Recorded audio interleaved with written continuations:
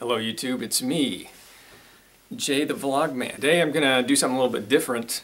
I'm gonna tell a story from when I was a kid. Just a little warning, this story's not a particularly happy story. When I was in first grade, I went to an interesting school. It was pretty small. I guess it was a private school of some kind.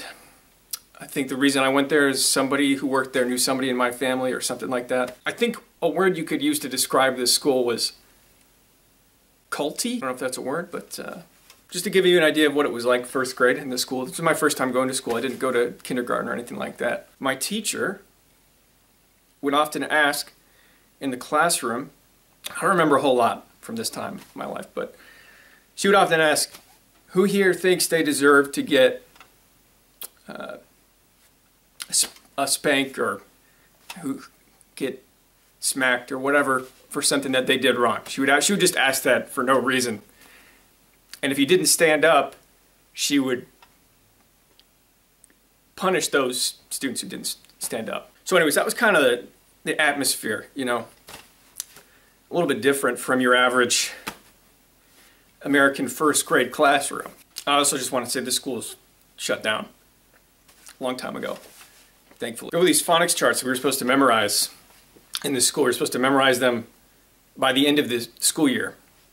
You know, phonics, it's like I before E except after C and all that bull crap. So anyways, I was the only one in the classroom who couldn't memorize all these charts by the end of the year. There was one chart that I didn't have memorized verbatim to where I could say it. And so what the teacher did was she took everybody in the class, except for me, and took them to the Dollar Tree or wherever to get candy and toys or something. And she put me in the second grade classroom. And the second grade classroom was very similar to the first grade classroom as far as the atmosphere. I think all the classrooms were the same.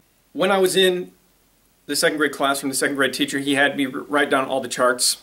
There were a lot of charts too. It probably took me about a half an hour to write them all down. And then when I finished writing them, he would have me run around the school. That day it was raining pretty hard. It rained the whole day. And the school building, the main building, was actually pretty big. It was about a half a mile around the whole building. And so I would run around the building, get back, I'd be soaking wet, and then he would sit me down and have me write the charts again. When I finished writing the charts, he would have me run around the building again. I did this the whole day from like 8 to 3 o'clock or whatever, like the whole school day. And I remember at one point I fell down at some point around the school. I was out there there was nobody out there. I was just running. I fell down and it was raining, and I just lied there for a minute or two. And I remember thinking to myself, wow, I'm so stupid.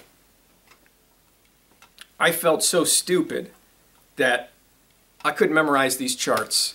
And I pretty much felt that way about myself all through my life. And I guess one of the things I wanted to say making this video is the way that I dealt with that growing up is I tried making other people laugh, making myself laugh, because when you do that, when you're laughing, you're not thinking about whatever you may be going through at that time when you're laughing. I wanted to make this video to say, you know, you're not stupid. I'm saying that to me and to you, whoever's watching. You're not stupid. You're not a screw up. You're a human being. And to anybody who makes YouTube videos that makes people laugh, what you do is really important.